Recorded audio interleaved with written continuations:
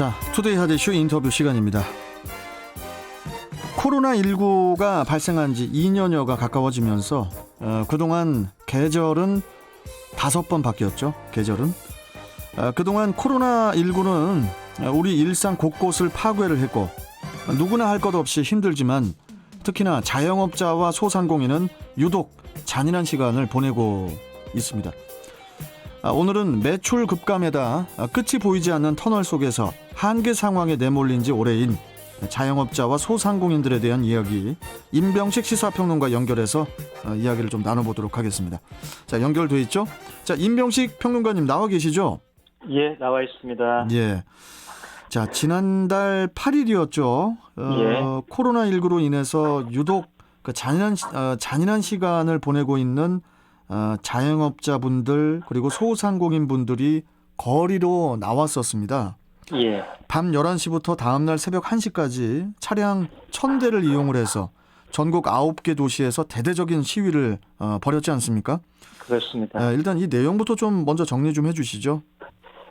시간대를 보시면 알겠지만은 휴식을 좀 취해야 되는 시간이거든요. 밤 11시부터 새벽 1시면은. 근데 이 시간대에 시위를 하게 된 것은 사회적 거리두기 시간이 영업시간 제한 시간이 밤 10시이기도 하고요. 그분들이 영업을 장사를 끝내고 그때 이제 시위대를 참여를 한 거죠. 그런데 지난 7월 14일에도 똑같은 차량 시위가 있었거든요. 네. 그날은 이제 두 번째 심야 시위였었는데요. 그분들이 휴식을 취하지 않고 한밤중에 거리로 나온 이유가 있죠.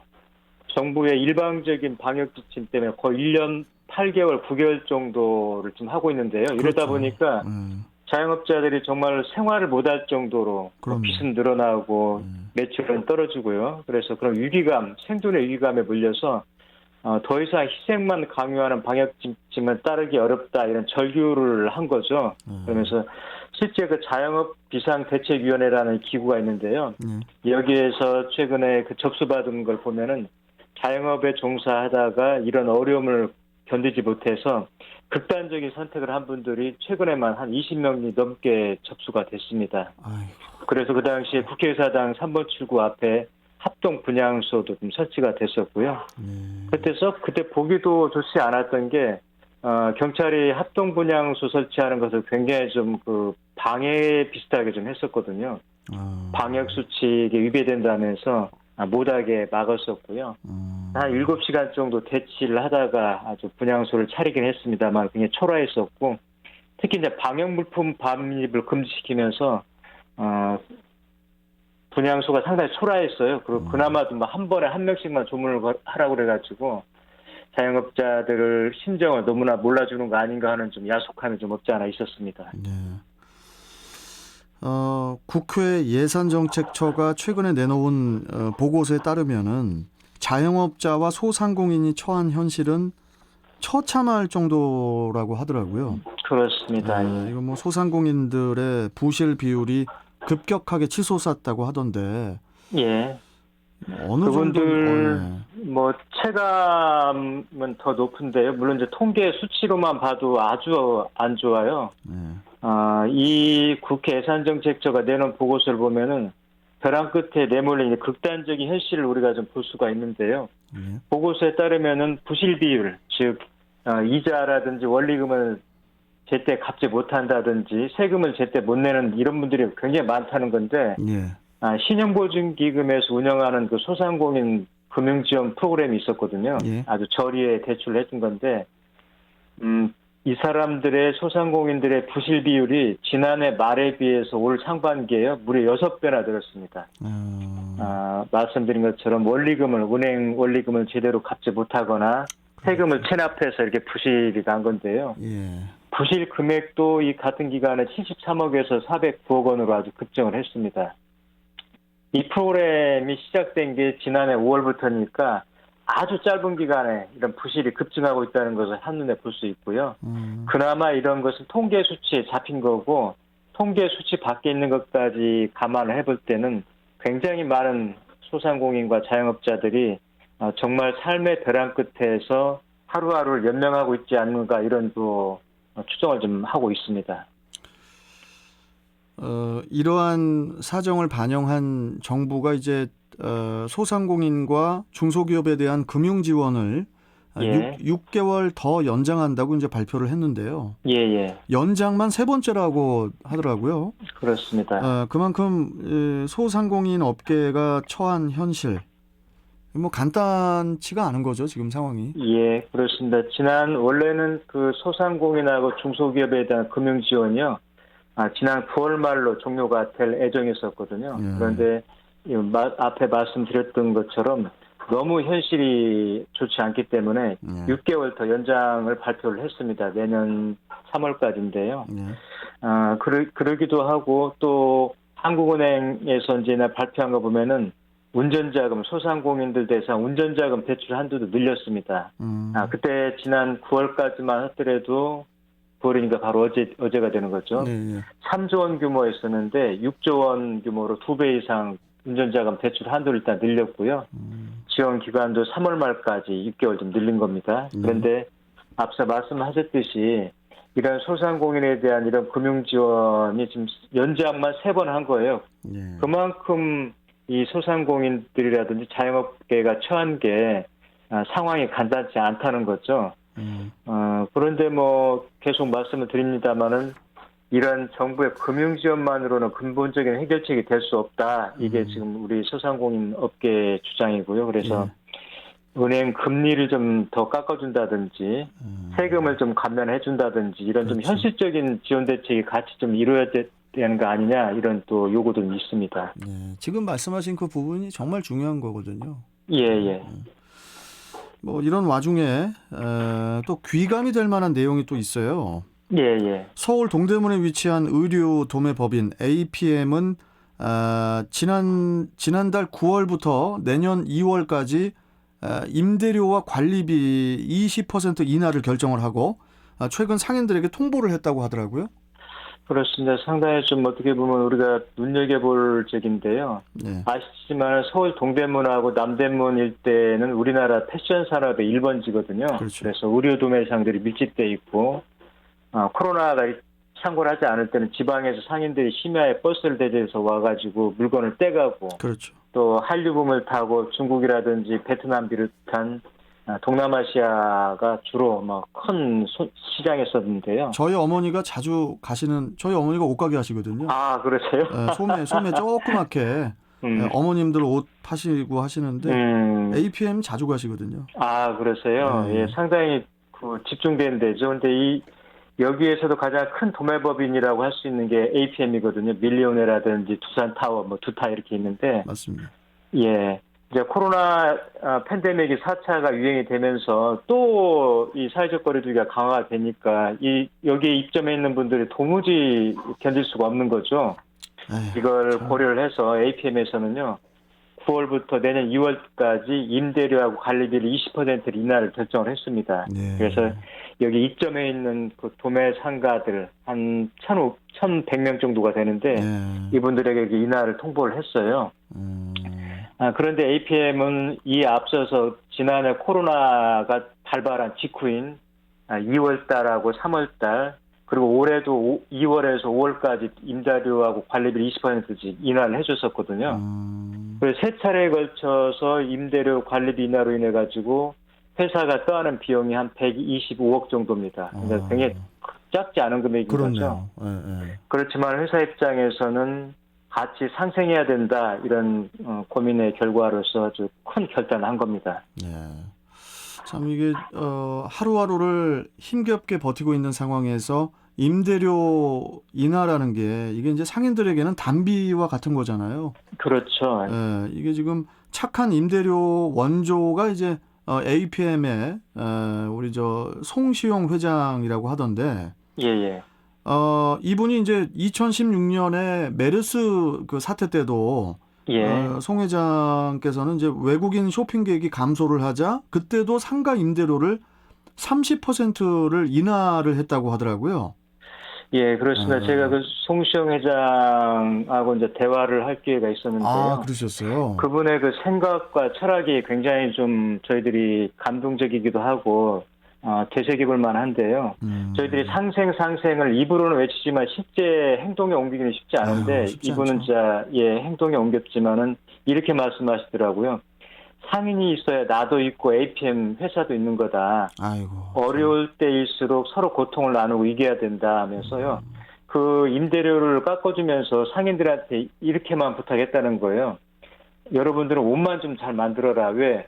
지금 어렵다 그래가지고 대충 하다 보면은 코로나가 끝나고 언젠가는 정상화가 될 텐데 예. 그때는 이미 이제 옷을 대충 만들게 되면 또 이제 신뢰라든지 이런 게 떨어지게 되잖아요. 예. 그때는 또 다른 코로나가 될 수 있기 때문에 지금 어렵더라도 이겨내자, 옷을 잘 만들자 이렇게 당부를 했다는데 상당히 좀 의미가 있고요.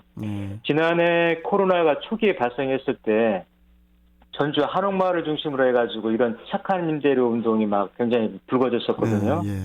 그런데 알고 보면은 이 착한 임대료 운동의 이 APM의 송시용 회장이 원조라는 건데요. 이분이 5년 전에 2016년도 메리스타 때도 이 정도까지는 아니었어도 그때도 굉장히 전국적으로 어려웠었는데 그때도 APM 입점한 상인들 분 전체를 대상으로 해가지고 한 30% 정도까지 인하를 했던 게 있어요. 그래서 결국은 이런 저희가 공동체를 회복하고 유지하는 데는 서로 조금씩 나누고 상생하려는 의지를 가졌을 때 이 어려움을 같이 이겨낼 수 있지 않을까 하는 생각을 좀 해봤습니다. 지금 상가 그 옷 관련된 상가들이 또 왜 힘드냐면요, 평론가님.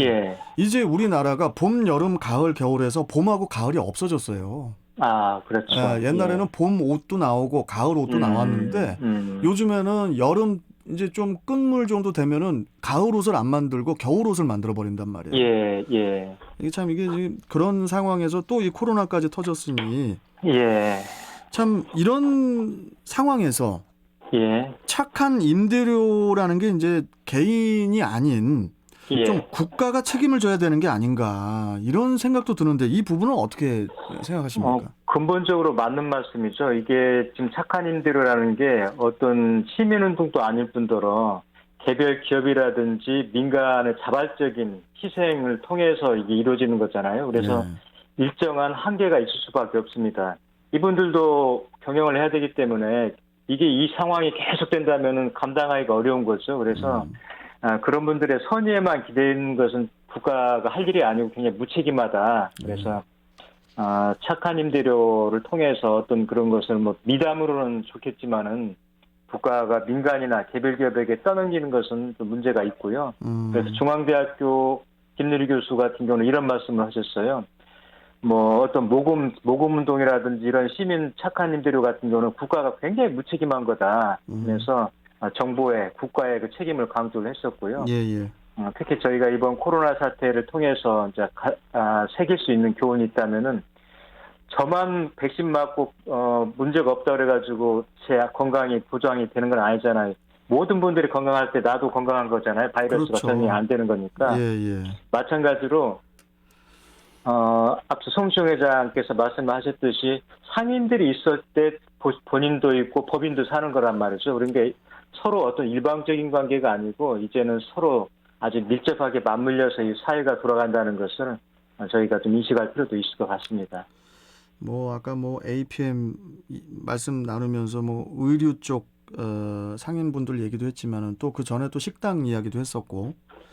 그런데 문제가 추석 연휴가 끝나자마자 하루 3,000명 안팎의 확진자가 쏟아지고 있잖아요. 그렇죠. 그러다 보니까 더 우리 그 전국의 자영업자분들의 한숨이 더욱 깊어지고 있단 말이죠. 이거 그렇습니다. 어떻게 해야 될지 이거 걱정입니다. 이거 지금. 정말 심각한데요. 추석 연휴 중에 19일 날이었죠. 전남 순천의 야산에서 어떤 자영업 하던 분 시신이 자살을 한 거죠. 극단적인 자살을. 48살 되신 분인데 비대에 쫓기다가 파산 신고를 하고요. 지난 6월 달에 집을 나섰다가 3개월 정도 실종 상태에 있었거든요. 근데 결국 이제 이렇게 좋지 않은 모습으로 발견이 됐는데 이런 게 지금 한둘이 아니라는 거죠. 지금 어떻게 보면 임계점에 지금 상황에 차 있거든요. 그렇네요, 진짜. 아마 이게 보물처럼 엊그제 통계도 보시면 알지만 자살률이 굉장히 많이 늘어나고 있거든요. 그래서 우리가 공동체가 유지가 돼야 국가도 유지가 되고 가정도 그렇죠. 유지가 되는 겁니다. 무슨 그래서 말씀입니다. 문재인 정부가 이렇게 한계 상황에 몰린 자영업자라든지 소상공인들에 대해서 뭔가 좀 특단의 조치도 가져야 되고 인식 전환을 해야 되는 건데 이런 게 좀 있는 것 같아요.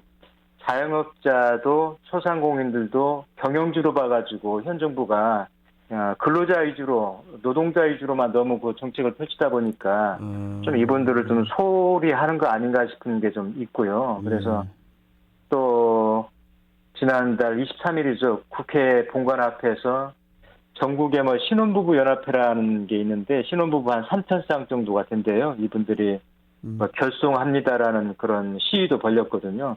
뭐 거리두기가 계속 강화되다 보니까 이분들을 결혼식도 몇 번 연기를 했고요. 그렇죠. 또 그렇죠. 피해도 많이 보는 거죠. 손님은 몇 달 안 오는데도 뭐 식비는 다 얼마 몇 명분을 내야 되는 그렇죠. 거고 네, 맞아요. 또 A시장은 A시장대로 또 손해가 있는 거고 뭐 그래서 좀 탄력적으로 업종이라든지 이런 걸 따져가지고 정부가 획일적으로 뭐 너무 편하게 하려니까 뭐 몇 시부터 몇 시까지 영업을 하면 안 되고 뭐 이렇게 하는데 그러지 말고 조금 공무원들이 고생을 하시더라도 타겟팅을 달리 해야 된다는 거죠. 업종별로 다 상황이 다르고 이러니까 그런 노력들도 좀 같이 해야 된다. 이런 요구가 좀 많이 있습니다. 근데 이런 상황에서 계속 사회적 거리두기가 연장이 되고 또 위드 코로나도 잠정적으로 연기가 되면은 자영업자분들은 더 이제 뭐 크게 반발을 할 것 같거든요. 그렇죠. 지금 우리나라가 특히 자영업자가 많아요. 뭐 대부분 공직에 있거나 어디 일반 회사 다니다가 퇴직한 분들이 주로 뭘 합니까? 뭐 통닭집 차리거나 뭐 이런 음식점 차리거든요. 맞습니다. 근데 이 자영업이라는 게 이게 쉽게 말하면 수건 돌리기나 똑같거든요. 약자들끼리 수건을 돌리는 거예요. 그러다가 멈추는 사람이 터지는 거죠. 피해를 입는 건데 굉장히 안타깝기도 하고 우리나라가 OECD 회원국 가운데 자영업자 비율이 가장 높아요. 많을 때는 그렇군요. 25%까지야. 그러니까 국민 10명 중에 4명 정도가 자영업에 종사를 하는 거죠. 그렇죠. 최근에 어려워지면서 21% 정도로 좀 내려오긴 했습니다만 여전히 자영업자 비율이 높거든요. 그런데도 불구하고 생존율은 굉장히 낮습니다. 한 10분이 통닭집 차리면은 한 분 정도나 살아남는 거죠. 그래서 이 거리두기를 계속해서 해야 되는 상황이 불가피하다면은 앞서 말씀드린 것처럼 업종별로 좀 세심한 타겟팅을 할 필요도 있겠고요. 좀 현실적인 지원책, 앞서 말씀드렸듯이 금리를 좀 깎아준다든지 이자를 깎아준다든지 뭐 임대료를 이렇게 깎아주는 기업에 대해서 좀 어떤 인센티브를 세제 혜택을 준다든지 이런 걸 통해서 이런 데 많이 동참할 수 있도록 정부가 좀 정책적으로 유인할 필요가 있다. 이런 목소리를 좀 새겨야 될 것 같습니다. 아까 지금 평론가님 말씀하셨지만 우리 저 게시판에 김종수님께서 공무원분들 서운해하지 마시고 이렇게 문자 주셨어요. 고통 분담 차원에서 일단 자영업자분들 금리 낮춰주고 공무원분들 좀 급여 조금 낮추고 말로만 국민의 머슴이라고 하지 말고 말입니다. 이렇게 문자를 주셨는데 아까 우리 임병식 평론가님께서 말씀하신 거에 정답이 있었어요. 그냥 이제 임계점에 왔단 말이에요. 그렇습니다. 이 상황에서 이제 그 이후로 넘어가게 되면은 어떤 또 처참한 상황들이 벌어질지 이제 겁부터 나기 때문에. 아무튼 좀 그래서 우리 공직에 계신 분들은 앞서 우리 그 네티즌 애청자분께서 올렸듯이 본인들은 월급날 되면 따박따박 월급이 나오니까 무감각한 거죠. 맞아요. 이분들의 처해 있는 현실을 정말 현장에 가서 뼈 아프게 한번 들여다 필요가 있습니다. 현장을 통해서 만들어야지 정책을. 맞습니다. 네. 이게 아까 제가 일부 때인가 제가 아까 잠시 말씀드렸지만은 미라클이에요. 기적이라고요. 지금까지 2년 동안 자영업자 소상공인 분들이 괴롭게 그렇습니다. 버티고 있는 것만 해도 기적이기 때문에.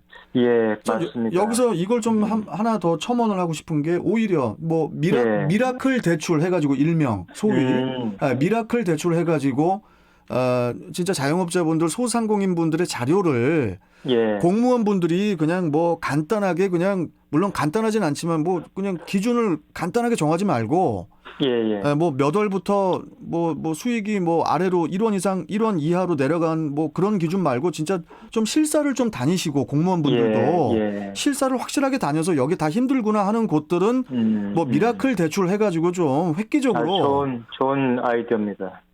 제가 왜 이렇게 화를 내는지 모르겠는데 죄송합니다, 평론가님. 아니에요. 그러니까 저도 이제 한 말씀만 더 덧붙이면은 네. 지금 홍남기 부총리가 최장수 경제장관을 하시면서 지금 하는 게 뭐냐면은 우리나라 부채 비율을 안정을 한답시고 45% 지금 묶어놓고 있거든요. 예.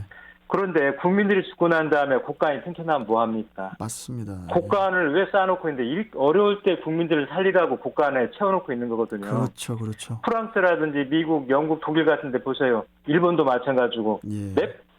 몇백 조를 풀거든요. 근데 맞습니다. 저희는 국가 재정 안정화한다고 굉장히 모순적인 정책을 좀 펼치고 있는 거죠. 정말 국민들이 중요한 평소에 말씀하시죠, 지금. 예. 평소에 세금 낼 때 이럴 때 돈 받으려고 세금 내는 거 아닌가요? 맞는 말씀이십니다.